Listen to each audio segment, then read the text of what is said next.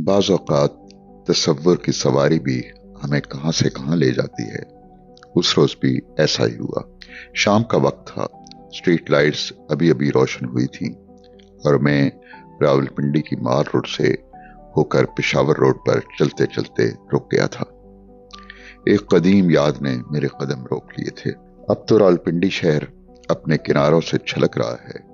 नई आबादियां, shopping centres और सड़कों पर लोगों और गाड़ियों की बड़ी तादाद रवां दवां नजर आती है।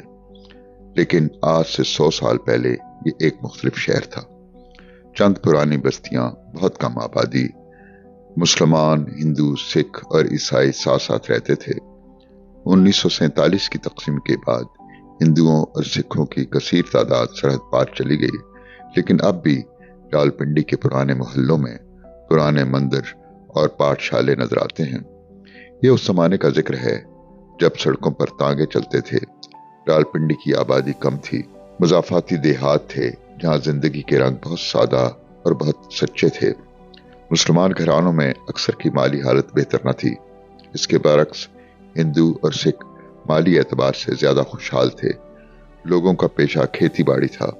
हर घर का कोई न कोई फर्द फौज में था या फौज में भर्ती होने की ख्वाहिश रखता था। ये रवायत अब भी कायम है। अब भी पोठवार के हर घर में फौज की नुमाइंदगी मौजूद है। ये आज से 100 साल पहले के रावलपिंडी का जिक्र है। अगर रावलपिंडी की पेशावर रोड से सफर का आगाज करें तो आपके बाएं हाथ चूड़ और मिसरियार रोड के निशान आते हैं। जरा आगे बाएं हाथ पर ही एक रास्ता निकलता है जिस पर चलकर आप सिहाम गांव तक पहुंचते हैं। इस गांव के एक घर में 20 दिसंबर 1908 को एक बच्चा पैदा हुआ जिसका नाम मोहम्मद अफजल रखा गया। कहते हैं नाम की तासीर शख्सियत में दराती है, लेकिन कतरे को गोहर होने तक अभी बहुत सी मुश्किलात से गुजरना था। घर में गुर्बत थी, लेकिन मोहम्मद अफजल को पढ़ने का शौक था। उसने रावलपिंडी के डेनी स्कूल में दाखिला हासिल कर लिया। डेनी स्कूल उस जमाने के अच्छे स्कूलों में शुमार होता था। यूं भी उस जमाने में स्कूलों की तादाद ही कितनी थी।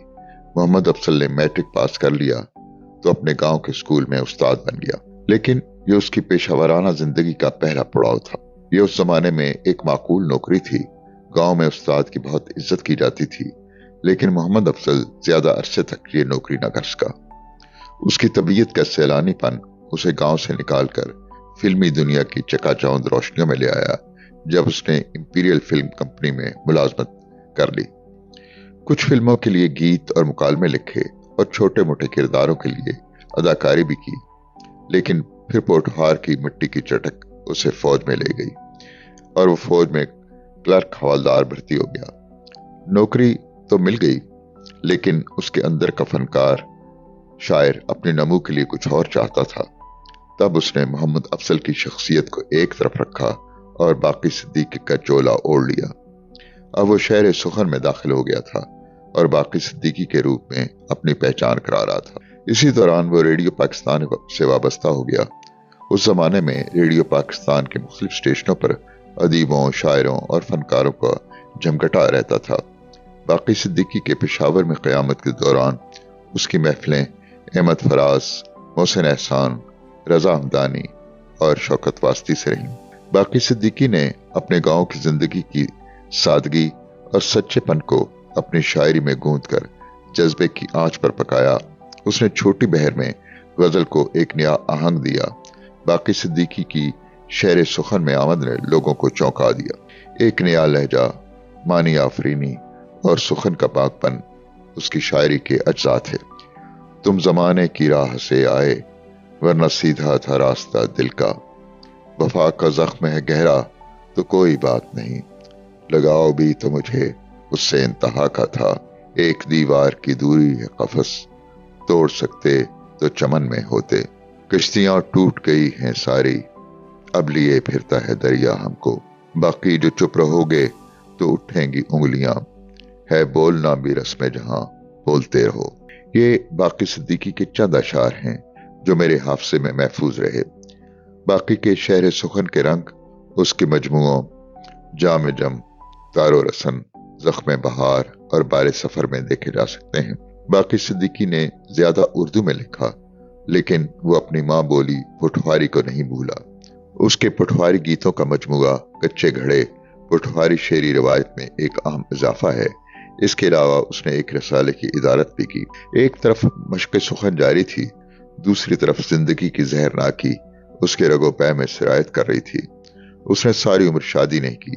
छोटी बहन असगरी बेगम, जिसको तलाक हो गई थी, के हमरा रहता था। तन्हाई का एक तवील गंभीर सफर था जो बाकी तय कर रहा था, और एक कांटों भरा सफर था जिसे तय करते करते उसके तलबे जख्मी हो गए थे। आखिर 8 जनवरी 1972 को यह सफर इख्तिताम को पहुंचा। बेकरारी को करार आ ही गया, लेकिन मरते वक्त उसके चेहरे पर इत्मीनान की रोशनी थी। उसने अपने हिस्से का चिराग जला दिया था। यही तमानियत उसकी जिंदगी का असासा थी। उसकी कब्र के कतबे पर उसी के 2 अशार लिखे हैं। दीवाना अपने आप से था बेखबर तो क्या, कांटों में एक राह बनाकर चला गया। बाकी अभी ये कौन था मौजे सबा के साथ, सहरा में एक दरख्त उगा कर चला गया। बाकी सिद्दीकी की गजल पहले पहल इकबाल बानो की आवाज में नशर हुई तो लोगों के दिल में उतर गई। उसके एक एक शेर में जहान मानी आबाद था, लेकिन जबान हैरत अंगेज तौर पर सादा थी। यही बाकी के हुनर की महराज थी। दागे दिल हमको याद आने लगे, लोग अपने दिए जलाने लगे, कुछ न पाकर भी मुतमईन हैं हम, इश्क में हाथ क्या खजाने लगे।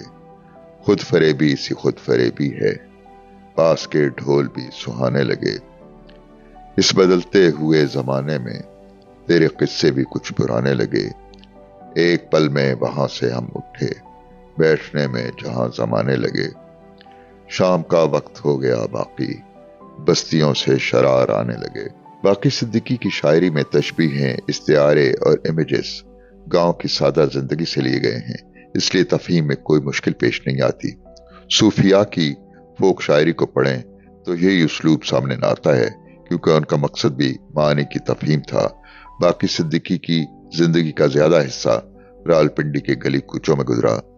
वो कुछ अरसा फिल्मी दुनिया की चकाचौंध में गया, लेकिन तबीयत न मानी और रावलपिंडी की कशिश उसे वापस ले आई, जहां सरे शाम चिराग जलते थे और रात का आगाज जल्दी हो जाता था। बाज़ औक़ात तसव्वुर की सवारी हमें कहां से कहां ले जाती है।